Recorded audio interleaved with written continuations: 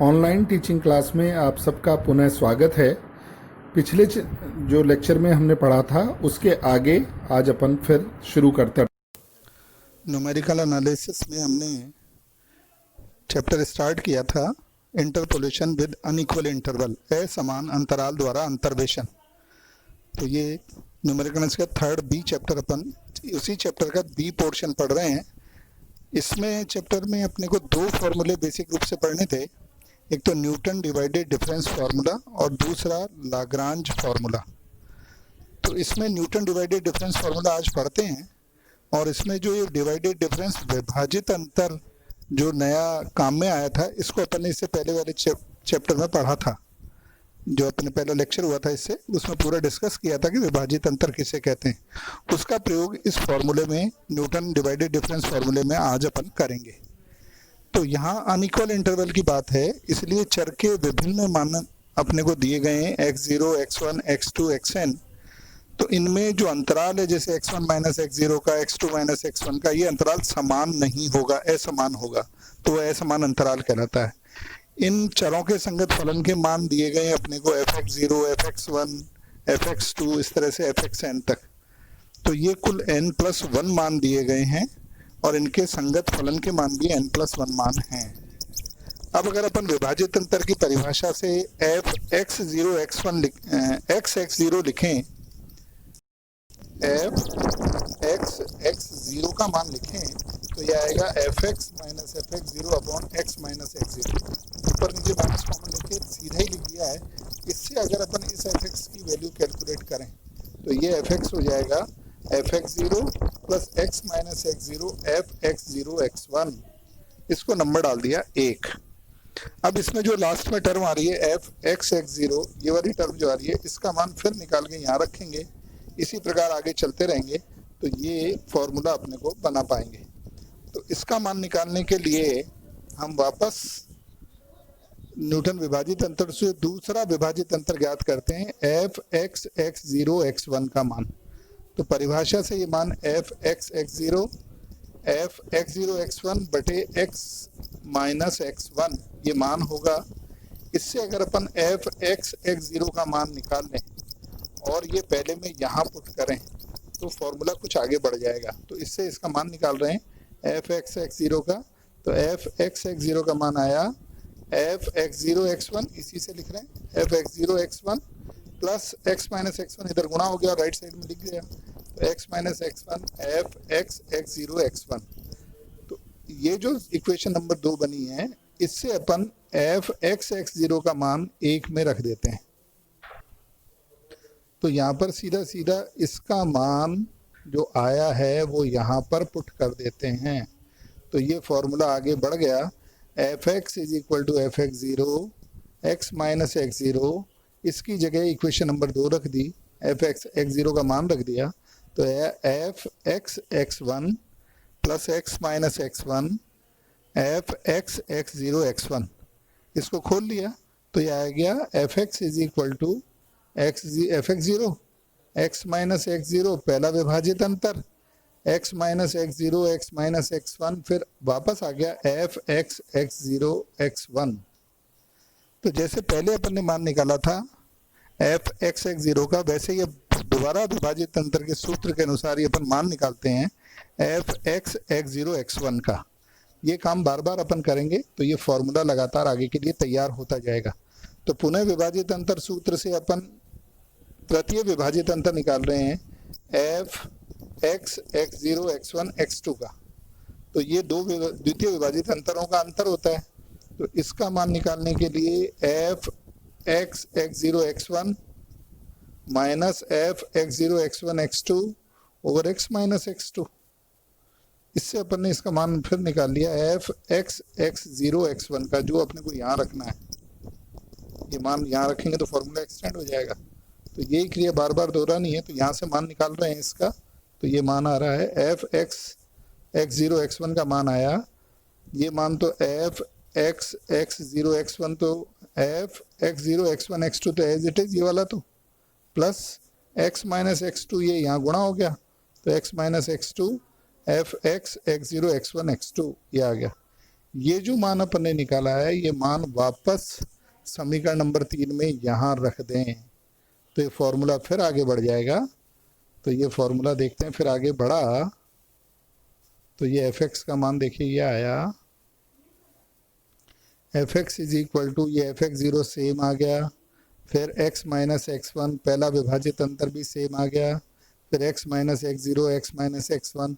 अब ये वाला मान रख रहे हैं अपन, ये वाला पूरा, तो x minus x zero x minus x one, फिर ये आ गया F x zero X one X two ये रहा, फिर x minus x zero x minus x one गुणा होगा x माइनस एक्स टू से, और फिर वापस यही बन गया F X X zero X one X two, ये लग वो आ गया।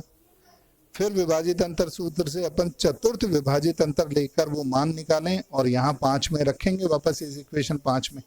तो देखते हैं, तो ये लेते हैं अपन, फिर पंचम विभाजित अंतर अगर अपन लें तो F X X zero X one X two X three, तो चतुर्थ विभाजित अंतर निकाल रहे हैं ये वाला, तो ये आ गया तृतीय विभाजित अंतरों का अंतर बटे x माइनस एक्स थ्री।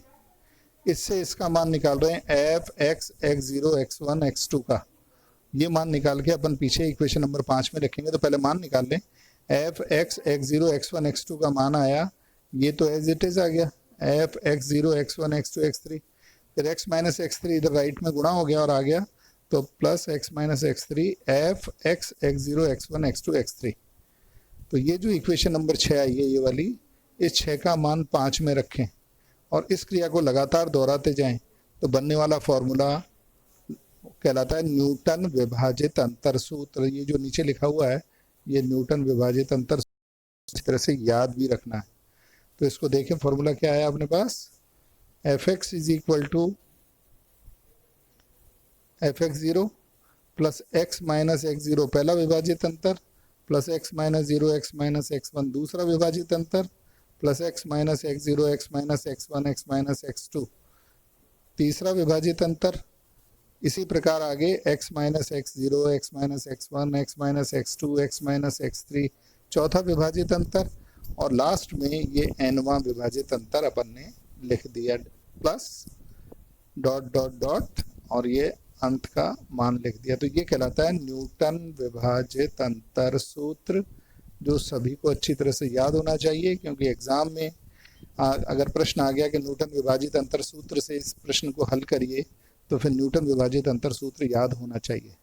तो एक तो इसका डेरिवेशन भी पूछ लेता है और इससे क्वेश्चंस का सॉल्यूशन कैसे निकाला जाता है वो भी पूछ लेता है। तो फॉर्मूला अच्छे से याद होना चाहिए। तो अब एक क्वेश्चन भी इसी फॉर्मूले से करके देख लेते हैं जिससे समझ में आ जाए कि ये कैसे अप्लाई करते हैं। तो एक क्वेश्चन दिया हुआ है by using Newton's divided difference formula. तो इसने कह दिया कि आपको न्यूटन फार्मूला ही लगाना है, तो फार्मूला याद है तभी लगाया जा सकता है, तो अच्छे से याद कर लेना। फाइंड F8, तो इंटरपोलेशन निकलवाया है क्योंकि 4 से 13 तक मान दिए गए हैं और बीच में 8 यहाँ आता है, तो F8 का मान पूछ लिया फ्रॉम द फॉलोइंग टेबल। अब ये टेबल जो दी गई है x और आर्ग्यूमेंट और एंट्री, x कहलाता है आर्ग्यूमेंट और fx कहलाता है एंट्री।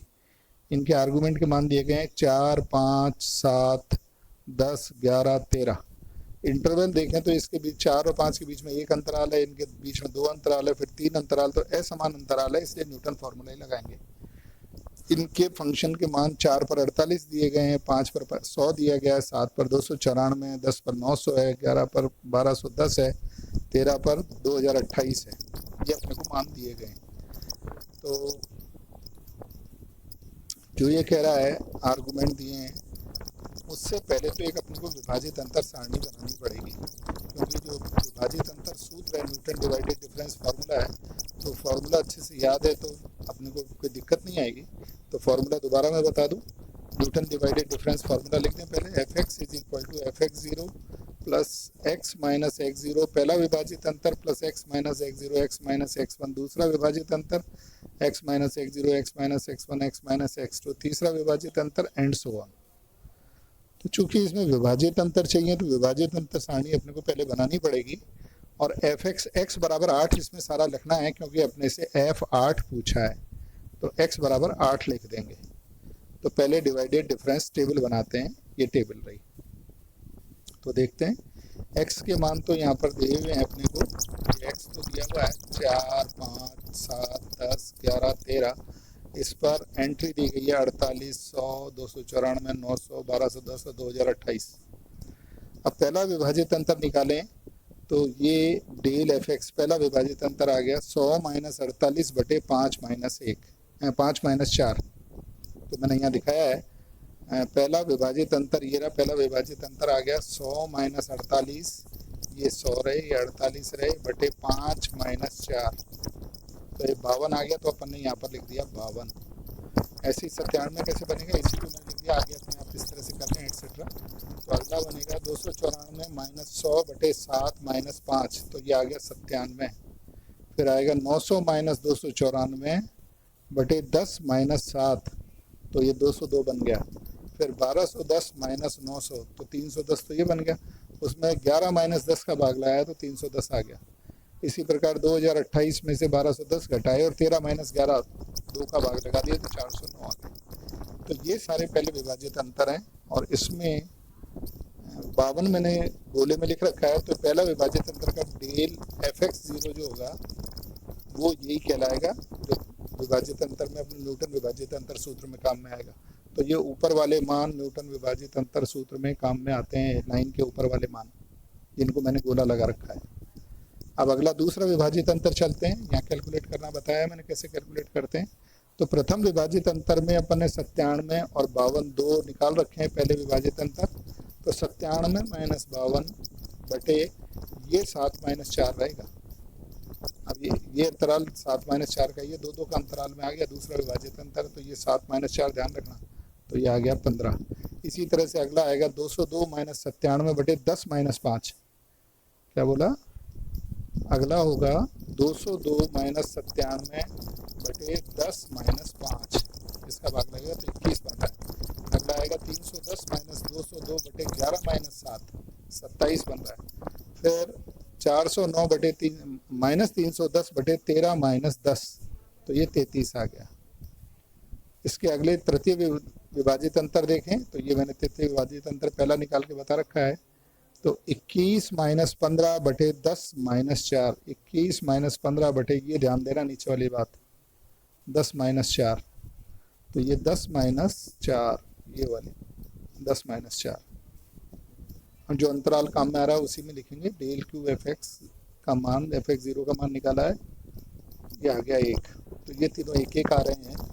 जैसे लास्ट वाला ये एक देखना है कैसे आया। तो 33 माइनस 27 बटे 13 माइनस 7, 33 माइनस 27 बटे 13 माइनस 7, तो 6 बटे 6 1 हो गया। तो अगले विभाजित अंतर अपने आप 0 आ गया।